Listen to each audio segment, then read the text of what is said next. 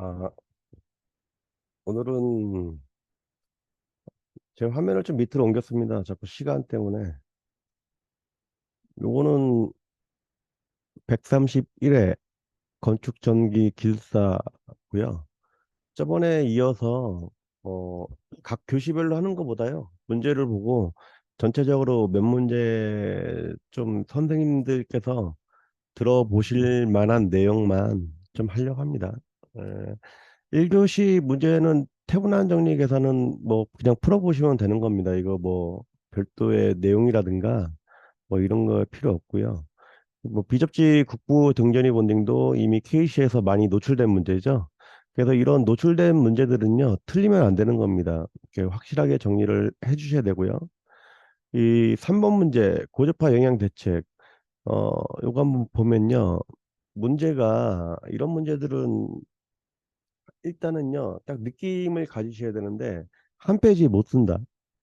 예, 한 페이지 못 쓴다. 그럼 제가 이 답안은 이렇게 적었지만요, 이 개통도를 전체를 나타내 가지고요, 이 고주파 발생원부터 모터, 콘덴서, 그다음에 간선, 중성선, 그다음에 차단기, CT, 릴레이, 제너레이터, TR, 그다음에 배전계통의 이 고주파 제한, 뭐 THD, TDD 이런 것들로 다 나타냈어야 돼요. 그래서 실제로는 이렇게 쭉 나열을 했고요. 뭐 영향은 기본적인 영향은 얘네들은 표피 효과에 의한 발열이 기온파 전류에 의한 발열과 합쳐진다. 그게 기본 개념이죠. 그 열이 발생했다는 거는 이렇게 생각하시면 돼요. 얘들을 이 고주파에 대한 영향의 최일 조건은요. 정지기하고 회전기로 나눌 수가 있는데 이 정지기에서는요, 기본적으로 표피 효과에 의해서 열이 발생한다. 열이 발생한다는 건 손실이다. 그쵸? 손실이다. 그 손실이 발생한다는 건 뭐죠? 효율이 떨어진다. 효율이 떨어진다는 건 출력이 감소한다. 이런 논리적인 흐름이 있어야 돼요. 기술사 답안지에는.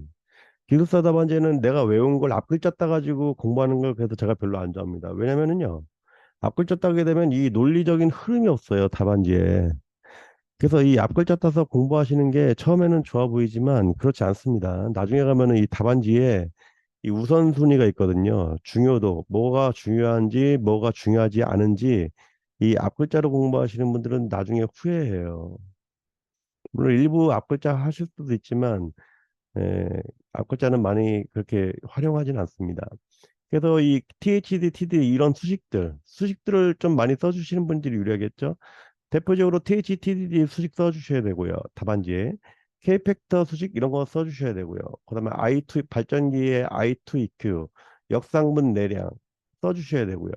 그다음에 HVF도 전동기에 나오는 거죠. 그 수식 뭐 써주셔야 되죠. 그다음에 이 케이블에서는 이 보정계도 있죠. 1, 0.86, 0.86, 0.86, 1이 있잖아요. 뭐 15%, 33%, 45% 고주파 부하의 THD에 따른 이 케이블 굵기 산정을 어떻게 할 것인지 그런 거 적어 주셔야 되고요. 그다음에 이 영상분 고주파에 대한 필터 있죠? ZED 그 그림 그리고 원리 설명해 주셔야 되고요. 콘덴서는 공진회피 있죠? 그래서 뭐 NXL 마이너스 N분의 XC 플러스 NXX 분해 해가지고 그 분모가 공진되는 거 그런 거 설명을 해 주셔야 되죠. 그다음에 차단기하고 LA는 간단히 설명을 해 주시고요.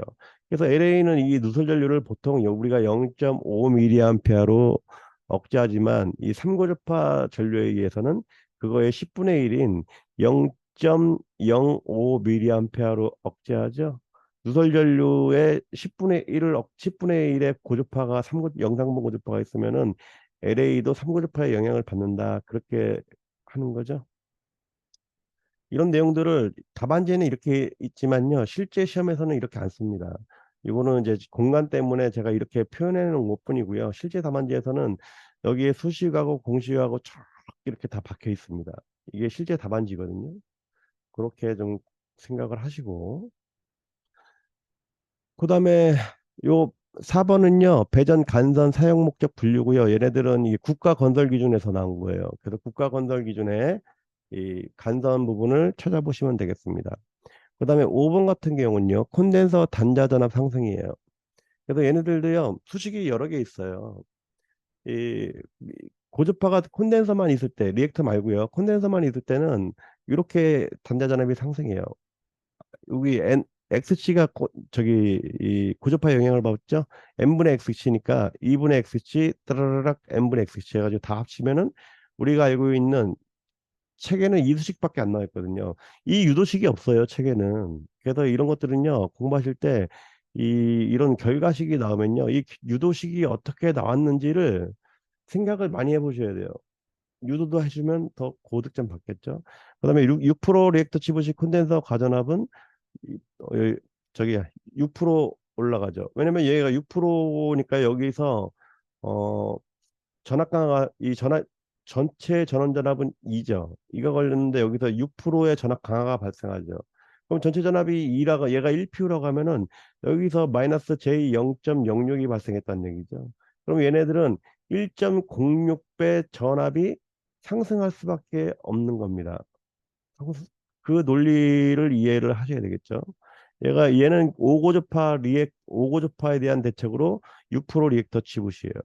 그다음에 3차 고주파용 리액터 할 때는요. 얘네는 9분의 1이니까요. 약 11%, 13%가 아니고 11% 같은데요. 예, 11%로 하면 약 111%의 과전압이 발생합니다. 그래서 대책이 뭐냐면요. 이 직렬 리액터 같은 경우는 허용 과전압을 다 계산해 가지고요. 저압회로용 콘덴서 있죠. 이 110%할 때는 이 3차 고주파 억제용 리액터 설치 시에는 얘네들 리액터가 과전압이 걸릴 수 있다. 그 얘기를 하고 있는 겁니다. 그래서 리액터가 항상 먼저 콘덴서보다 손상 받을 수 있다. 그 얘기입니다. 그 얘기고요. 그걸 묻는 겁니다. 그 다음에 얘네들은요, 콘덴서의 열화 원인이기도 해요. 콘덴서. 현장에서 콘덴서 배부르는 현상 많이 보시죠? 뜨끈뜨끈하고요. 그 콘덴서는요, 폭발하게 되면 하나의 폭탄과 같은 거예요. 외암 자체가 벌써 쇠로 돼 있고요. 그 다음에 걔네들 과열돼가지고 배부르면 언젠가 터질 거 아니에요. 그럼 쇠 같은 게막 다 비산하니까 뭐 수류탄이죠, 한마디로. 그래서 콘덴서 같은 경우는 현장에서 보실 때 좀 조심하셔야 됩니다. 그러니까 이런 내용을 알고 좀 다니셔야 되겠죠. 현장을 가시더라도 뭐 그렇게 보시고요.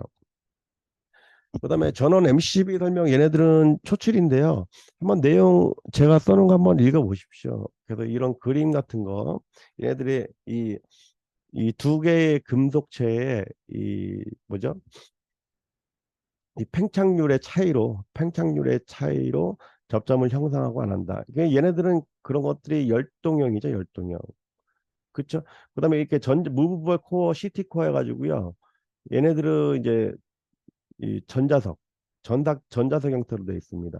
그래서 얘네들은 두 가지 형태의 동작 곡선을 가지고 있어요. 하나는 이 열동형, 바이메탈에 의한 동작이 바로 열동 동작이고요. 이 전자석에 의한 거는 바로 단락 전류가 딱 흘렀을 때 바로 전자석이 돼가지고요. 바로 순시 동작하는 게 이 전자석에 의한 메커니즘입니다. 이 그림 중요한 그림이었고요. 그다음에 이 그림은 어디서 많이 보셨죠? 이 파워퓨즈에서 본 그림이죠. 파워퓨즈에서도 이렇게 올라갔다가 전류가 올라갈 때 급격하게 단락 전류가 여기 쇼트 커런트죠. 단락 전류가 올라갈 때요. 얘가 과전압이 생기면서 그러니까 역기 전력이 생기면서 전류가 제한되는 원리입니다. 우리 파워표지 배울 때는 전류가 급격히 제한돼서 E는 마이너스 L DIDT 때문에 전압이 생겼다 이렇게 배우시는데요. 이게 직류 차단기나 MCB로 가면요. 그렇지 않아요. 이게 뭐죠?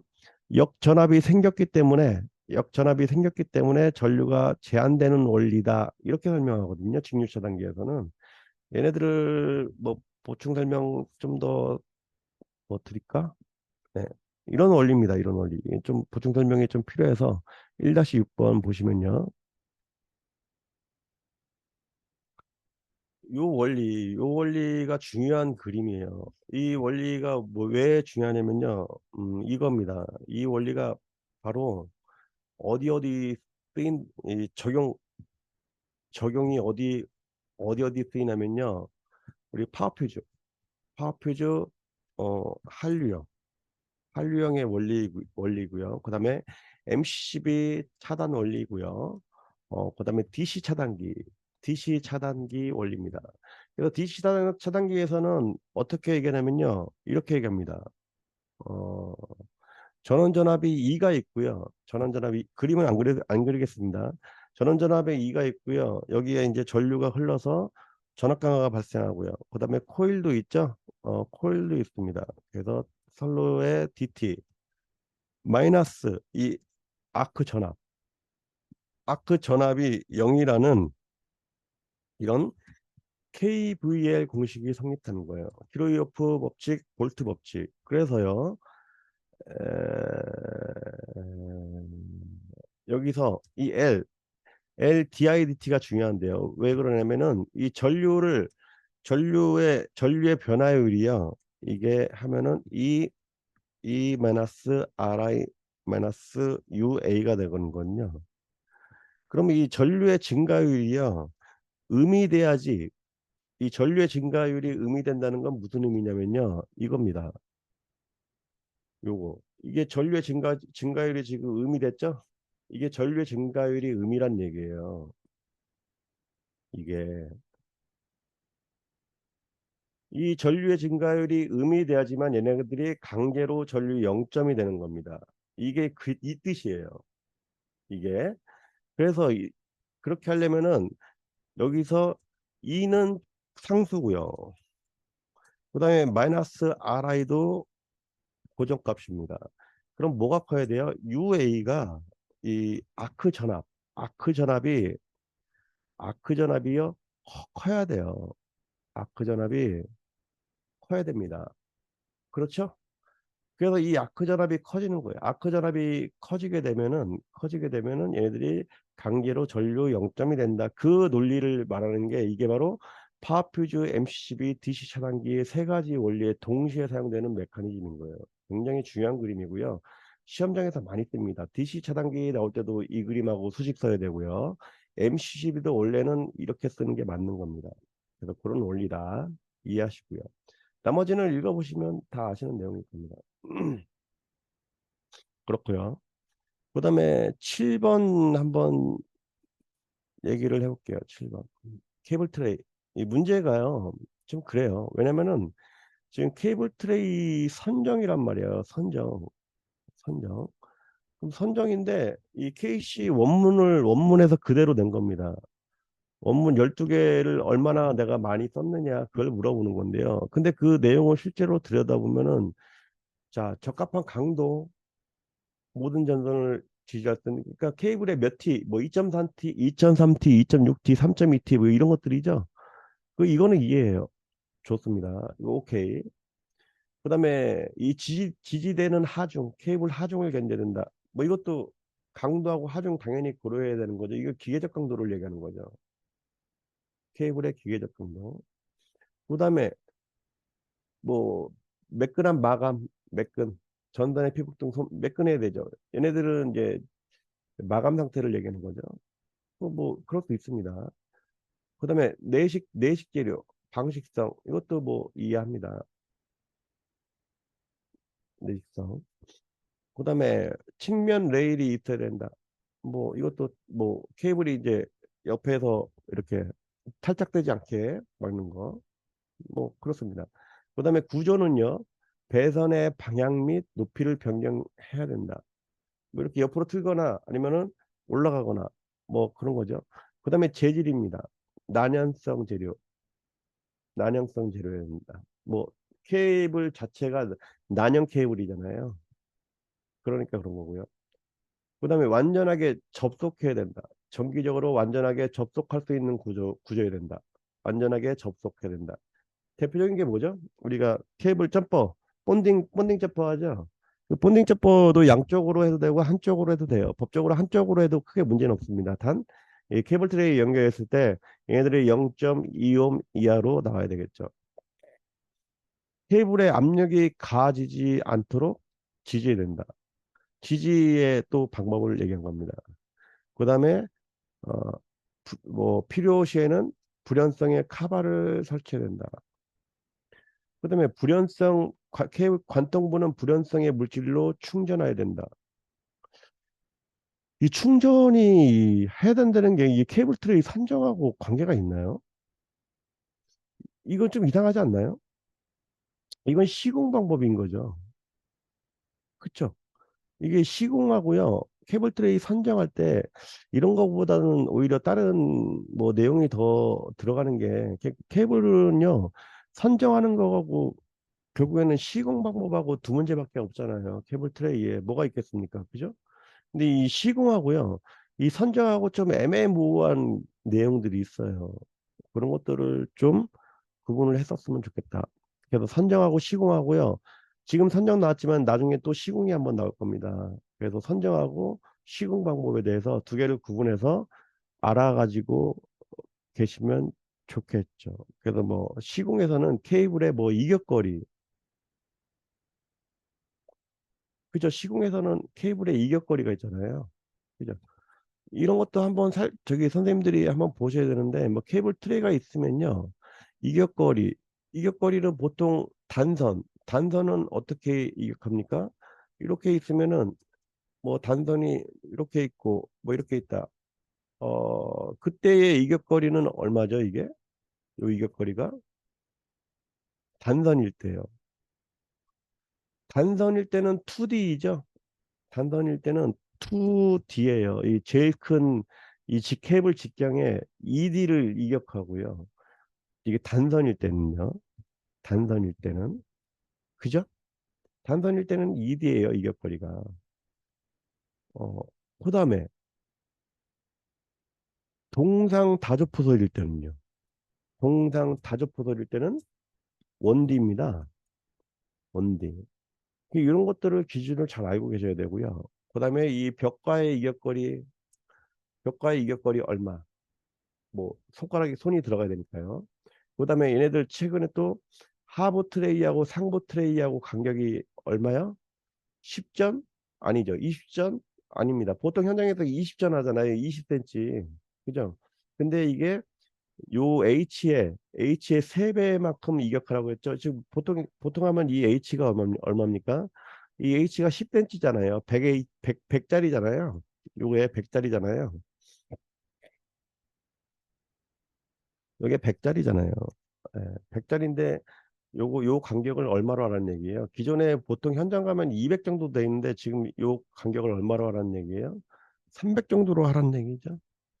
그 케이블 그림을 그리시고 그러면 케이블의 이 트레이에는 이 케이블에 대한 하중에 견뎌야 되고요.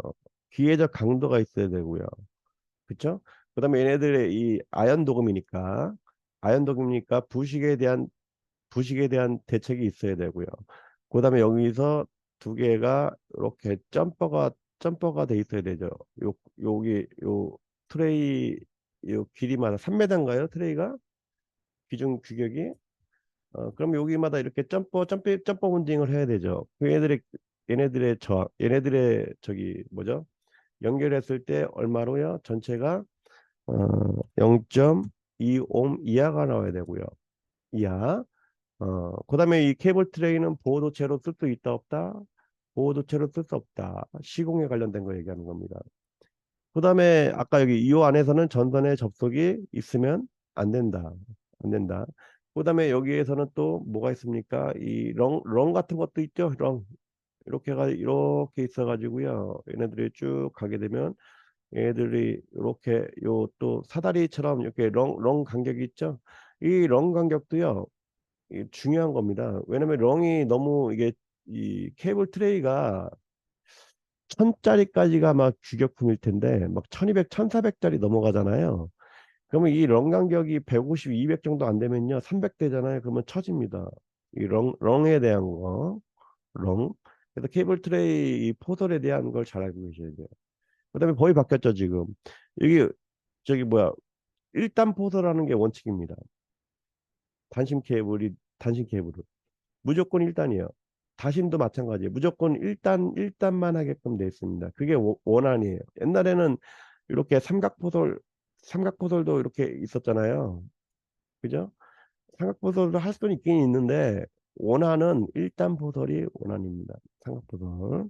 뭐 이런 것들 케이블 트레이 공부하시면서 잘 알고 계셔야 됩니다. 이거 말고도 몇 개 더 있어요. 그다음에요. 이 케이블 트레이 내진이 나왔어요. 이 내진은요. 무조건 나옵니다. 시험에. 케이블 특히 트레이 내진. 이 트레이 내진 이거 있잖아요. 종방향 지지대. 케이블이 이렇게 진행하는 종방향 지지대. 그다음에 횡방향 지지대. 그다음에 수직 지지대.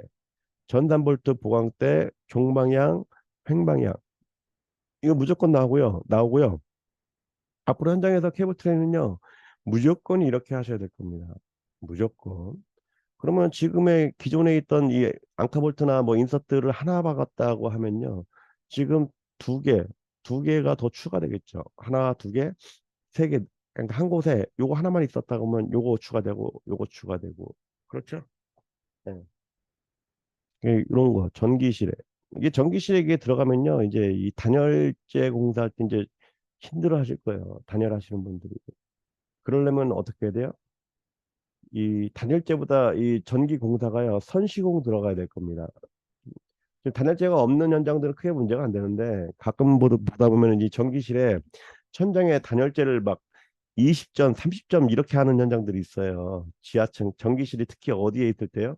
지하 1층에 있을 때, 지하 1층에 있을 때 이제 바로 위에가 옥에 겨울에 외부기 때문에요. 건물의 단열재를 천장에다 붙인단 말이에요. 내단열을 한단 말이에요. 그때 이제 전기실 상부에 이 단열재가 들어가 있으면요. 무조건 전단볼트 우리가 먼저 시공해야 돼요. 하여튼 뭐 그렇고요. 보시면 되고요. 그다음에 8번 직하 엣지 이건 한번 읽어보시고요. 이런 거는 뭐 그렇게 기술사로서의 뭐 문제 이건 원래 TV 방식이거든요. 수상 태양광도 보시고 초전도 다 아시는 거고 BMS 한번 볼게요. BMS 이 BMS 어디 있어? 어, 없네. BMS 자 보시면은 BMS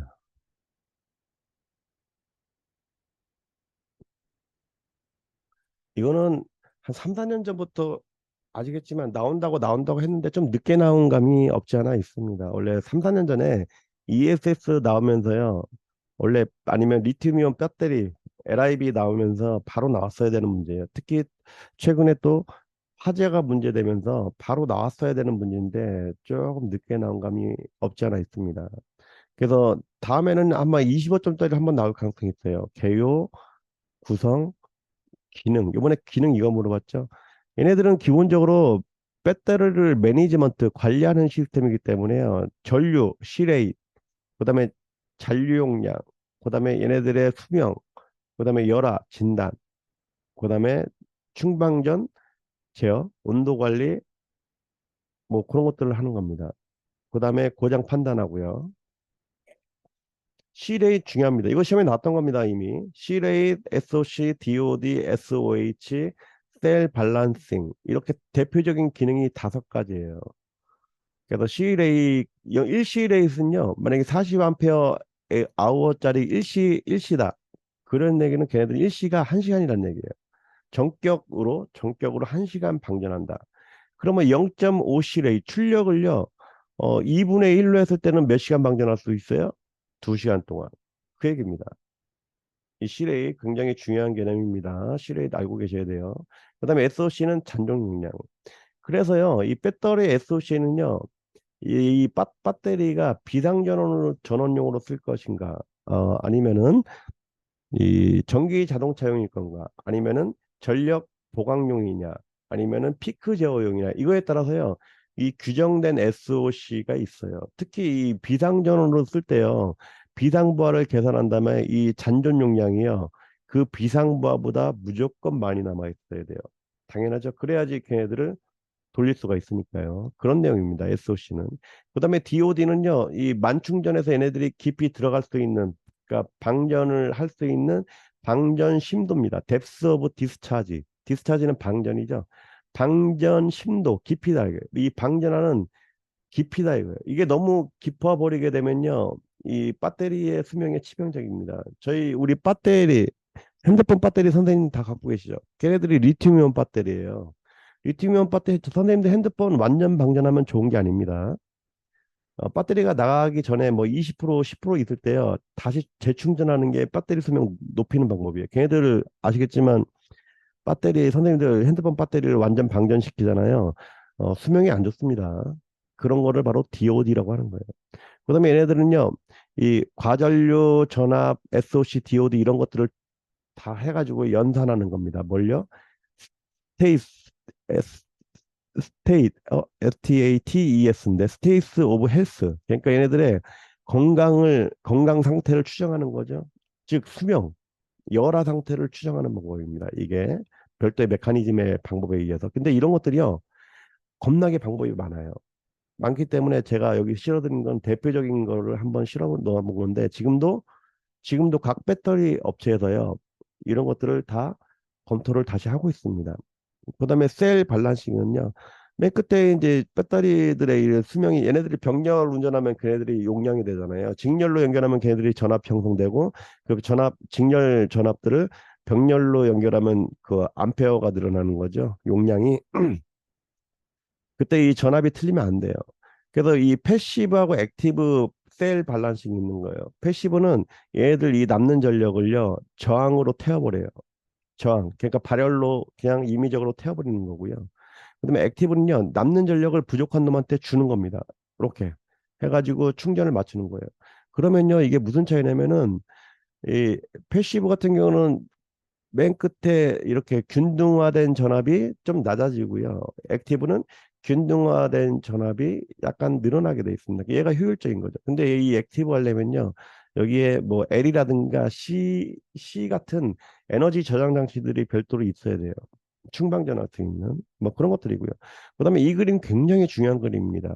우리 일반적으로 배터리 충전 방식은 뭐 보급 부균되죠. 보통 급속 그다음에 부동, 균등, 그다음에 세리 충전 이렇게 보급 부균세죠. 다섯 개였는데 다섯 개였는데 CCCB 즉 정전류 충전, 정전압 충전이 추가됐죠. 이게 바로 리튬이온 배터리라는 얘기예요.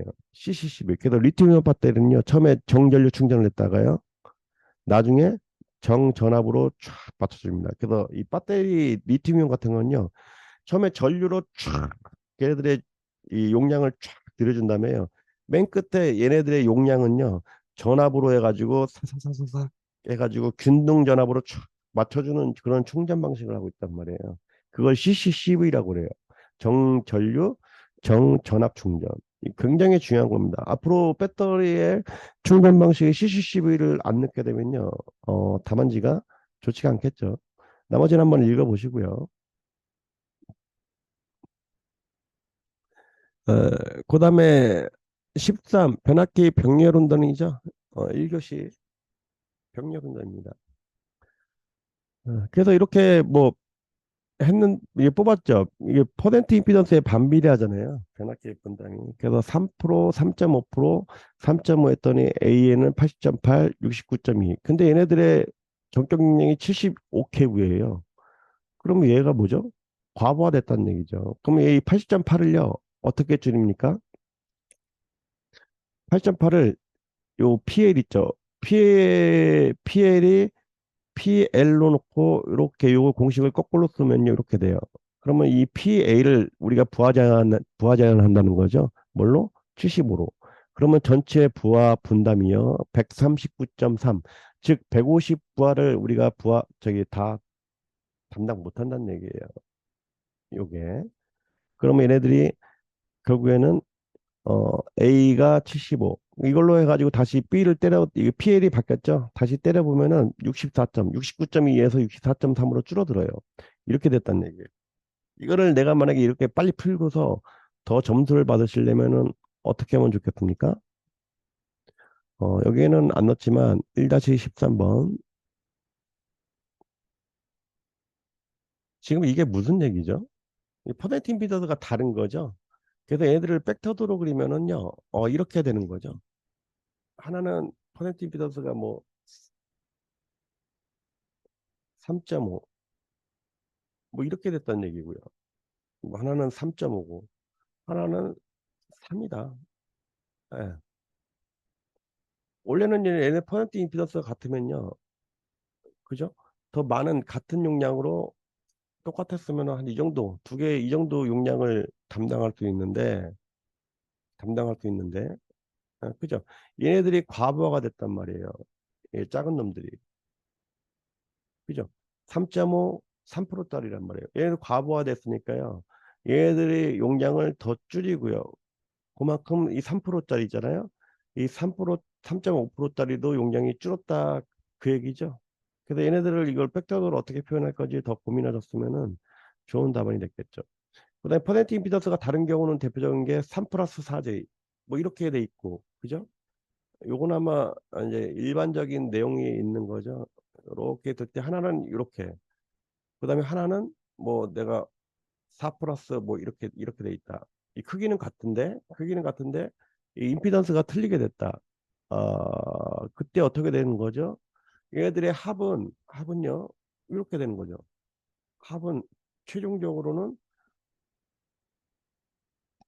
이 파란 걸로 되는 거죠. 요 그림이 요 그림도 괜찮은 그림입니다. 최종적으로 이렇게 부하가 되는 거죠. 그렇죠? 근데 얘네들이 만약에 동의상이었다. 어, 얘들이 만약에 요걸로 동의상이었다. 그럼 얘가 두 개 있는 거죠, 이렇게. 두 개 있는 겁니다. 그렇죠? 그럼 이 크기하고요. 그러면은 이게 무슨 얘기를 하는 거냐면은 지금 요 크기하고요. 요 크기하고 요 크기가 틀리다는 얘기예요. 지금 출력 감소가 이루어졌죠? 지금 얼마만큼이요? 원래는 150kV를 부하를 담당하고 싶은데 현재 140밖에 못해요. 즉 얘가 150이고요. 얘가 140으로 출력 용량, 담당 용량이 줄어들었다. 그 얘기입니다. 그럼 변압기를 제대로 이용하지 못한다는 얘기고요. 이용률이 떨어졌다 이 얘기입니다. 그 얘기를 하고 있는 겁니다. 자, 오늘은 제가 뭐 간단히 몇 문제만 하려고 했는데요. 하다 보니까 1교시 문제를 뭐 거의 다 했네요. 하다 보니까. 그래서 또 시간이 나는 대로 또 2, 3, 4교시 한 방에 하거나 아니면 또 몇 가지 중요한 거 있으면은 끊어쳐 가지고 또 진행하도록 하겠습니다. 네, 감사합니다. 좋아요 눌러주시면 감사하겠습니다.